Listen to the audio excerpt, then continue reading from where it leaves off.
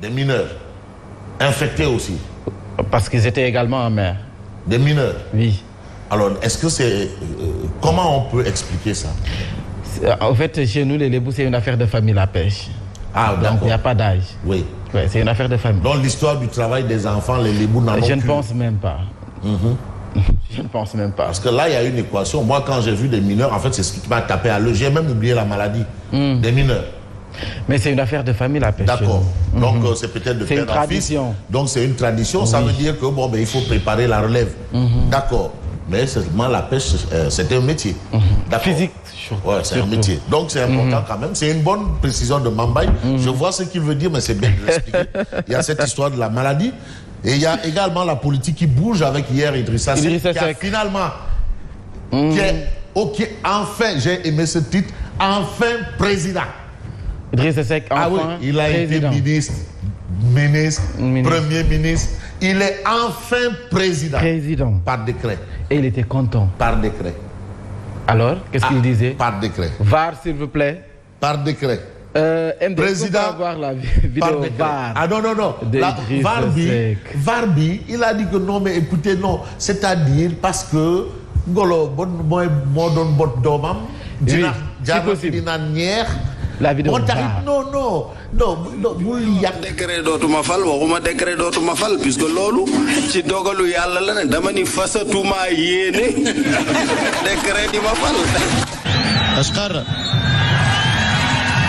li ma jàngate ci sama diggante ak Ablaye Wade ak fi ma jaar ak moom moo tax li ma dese ci sama dunduk politique dootuma ci yor cër boo xam ni ci décret lay toxoo lu ma ci yor rek lu ma nit ñi di fal lay doon dootuma ci yor cër boo xam ni ci décret lay toxoo dootuma ci yor cër boo xam ni ci décret lay toxoo.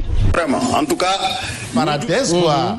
MDC, bon, c'était entre parenthèses parce que Daval Kadior, quand même, il nous a donné une explication hier. Et c'est cette explication qui est la bonne explication. Ah bon? Ah oui. Ah bon? Alors, attends. Comment? Le problème? Ah, waouh. Mais Fasatuma Yéné et Dotuma. Ah, il y a une différence. non. Dotuma, c'est strict. Ah non, mais non. Pour rien au monde.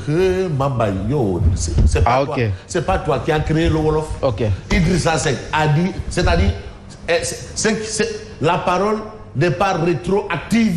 Ah bon? Il n'y a pas de rétroactivité. Parlons pas justice. Nous parlons politique. Voilà.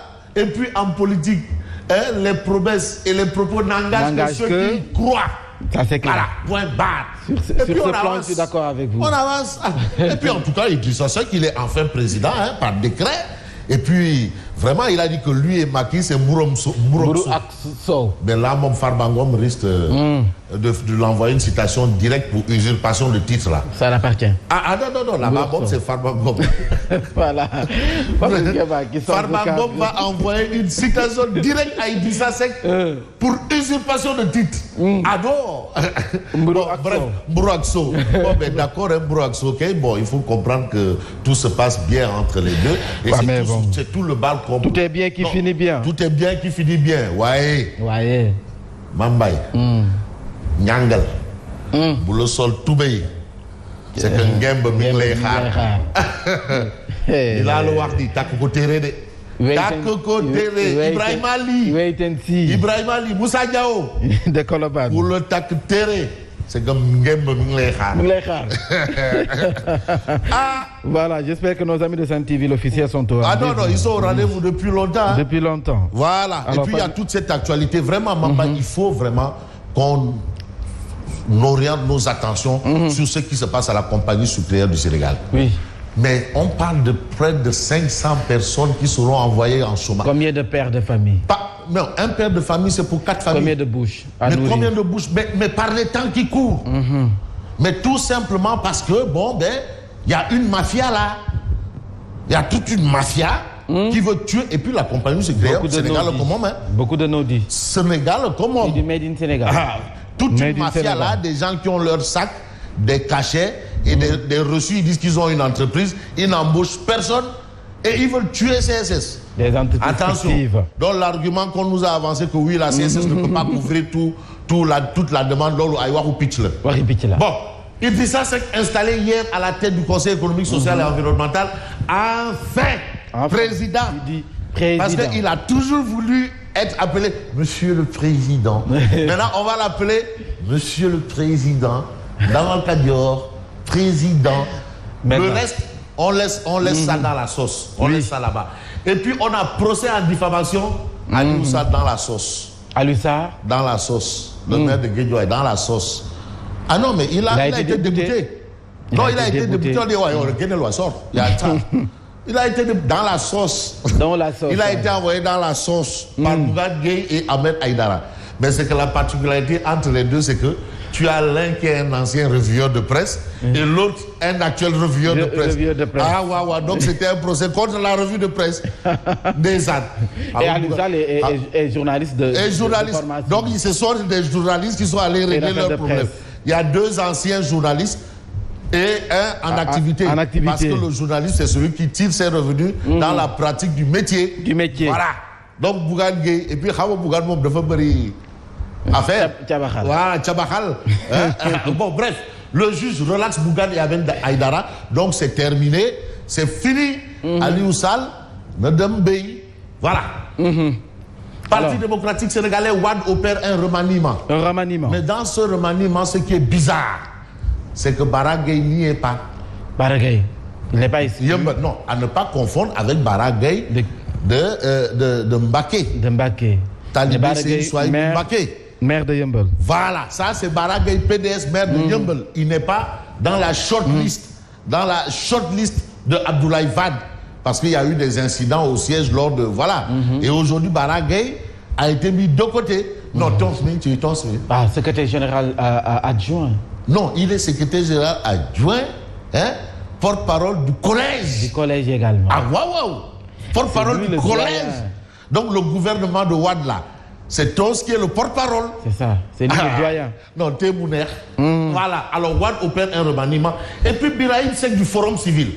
Mais Birahim Seck dit que le Sénégal a besoin de maîtriser son stock avant de songer à accorder des licences de pêche. Mais il faut maîtriser le stock. Franchement. Voilà. Bon, on peut s'intéresser à un journal qui est Walf Adjiri. Walf Quotidien indiquait budget de l'Assemblée du CSE et du HCCT. Les chers alliés du président. Ouais, mais Nias, on sort le Khalis Bobo. Qui ça? Pabi. Non, Nias. Moustapha Nias. Non, moi, il doit y non, ça peut même pas sucrer son thé. Bon, les chers alliés du président, en 2021, Nias Idi et Aminata Mbengue coûteront 34 milliards. 34 milliards. Voilà, ça c'est ce que révèle Walf Quotidien. En perspective des prochaines élections, Wade réorganise son cabinet de guerre. Ça, c'est ce que révèle bien entendu Walf Quotidien. Et puis, emploi et insertion professionnelle, les jeunes crachent sur les politiques de l'État. Bon, voilà. Donc, Dame Diop disait non, il n'y a pas un problème d'emploi, mais il y a un problème d'employabilité. Donc là, nice man, nice. Donc, quand il a dit ça, j'ai dit nice. Bon, on a Vox Populi, Conseil économique, social et environnemental. Entre Macky et moi, c'est comme Bourokso. Bilay Farbangom. Il doit envoyer une citation directe. Bon, je suis très nuancé. Ce qu'il dit de sa nomination par décret, ceux qui attendent encore à la gare 2019 doivent réaliser que le train est en route pour 2035 et au-delà. Ah bon? Aïe, aïe. Et 2024. Aïe, aïe. Et 2024. Mais quel monde 2035 et au-delà. Ok. Mais donc maintenant, la vision du président Macky Sall ne se limite plus à Diamniadio. Ah, c'est ce qu'il avait dit. Non, ça c'est à Thiès, ça arrive au moins à Thiès. Ah, maintenant ça dépasse Diamniadio. Maintenant ça a dépassé Diamniadio, c'est à Thiès. Donc il est à Thiès. Thiès.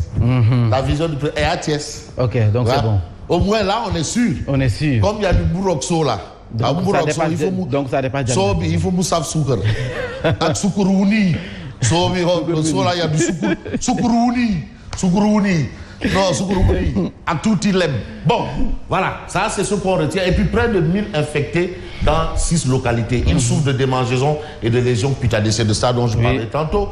Et voilà ce qu'on retient. Et puis, émigration clandestine, le Forum civil s'interroge sur les informations de Macky. Où est-ce que le président a eu ces informations-là pour nous amener un Khaumelan. Voilà, c'est ça.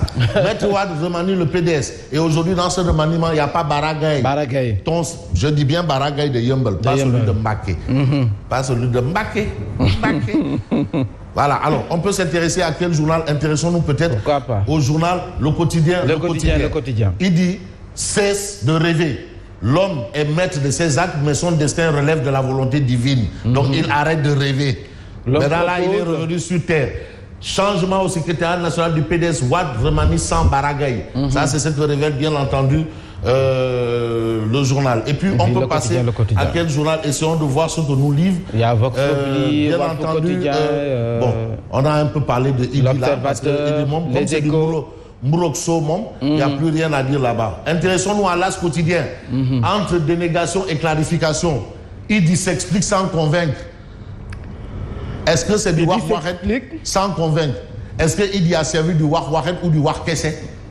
Sans convaincre, c'est du Wak Kassé. Wak Kassé. Sans convaincre, c'est du Wak Kassé.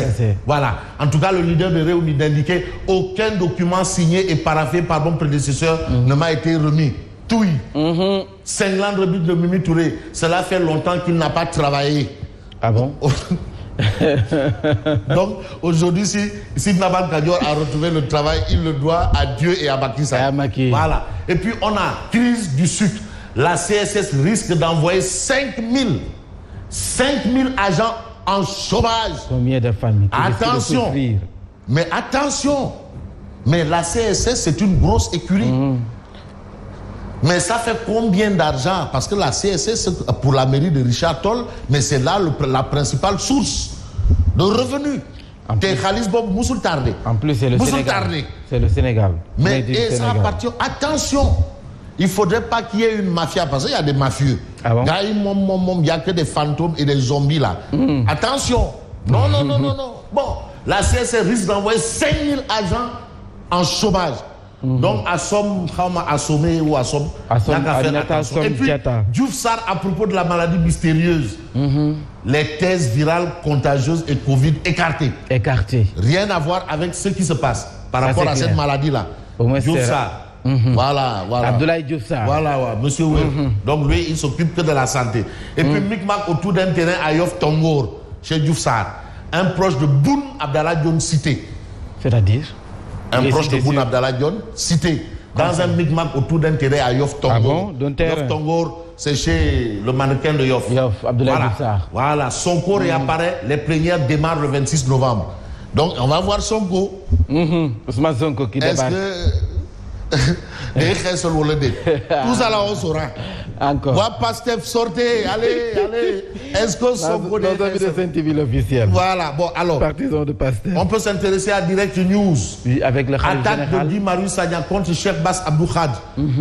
Direct News qui est apparemment au Balango, qui est quand même assez flou, on ne peut rien. Ouais. Voilà, bon, ben, on peut retenir aussi un fait. Essayons de prendre un journal comme Libération. Pour terminer. Mystérieuse maladie de la peau chez les pêcheurs, ce que révèlent les analyses de Pasteur. L'origine n'est pas virale. La piste d'une contamination toxique de l'eau se précise. Waouh. Attention. Toxique de l'eau. De l'eau. L'eau de mer. L'eau de mer. Attention. Parce que les pêcheurs, ils vont en mer. Attention. Et puis, les pirogues à quai, les clients fuient le poisson vendu au marché. Désespoir à Thiaroye-sur-Mer. Il y a de quoi. Vous voyez la conséquence? Il y a de quoi. On a aussi un fait, importation de sucre. Sale temps pour Aminata Assom Diatta. Sale temps. Parce que vraiment, si la CSS doit envoyer 5000 personnes en chômage, Founou Djamati. Founou Djamati. Naïdi c'est que jënd suukar si daal di suukar mburok sow. Ana suukar mburok sow. waaw am na. Mburok sow sans sucre. Non, sucre wuni. Il faut mettre du sucre wuni. En tout cas, dans le Farba Ngom va envoyer à Idi une citation directe Direct. pour usurpation de titre. De titre. Voilà. Alors,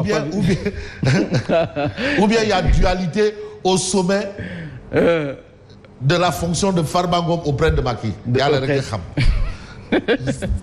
Alors Fabrice Nguema, c'est le week-end qui s'annonce. Mais bien entendu, c'est juste le repos et rien que le repos. Oui. Et ce qui nous permet de souhaiter bon vendredi au président Doudouane, les grands pieux, Jack Bauer, Talibé, c'est Mansour Si Borom Daraji, et Moukhadam Tonton Daoudagna. Tonton, le dit de la ville de Fisk, Tonton Daoudagna.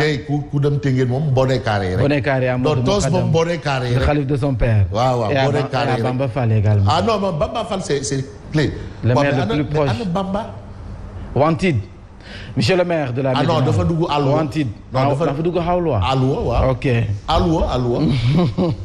Vous avez également le bonjour de Lala Aïcha Fall. Ah merci, bien chose à Madame Lala Aïcha Fall. Madame Goudiaby. Madame Goudiaby. Voilà, Fabrice Nguema, rendez-vous donc lundi. Lundi, Inch'Allah, et bien bonne continuation, maman. Alors, retrouvez Fabrice Nguema sur la 89.7 pour la revue de la presse radio tout de suite, le journal.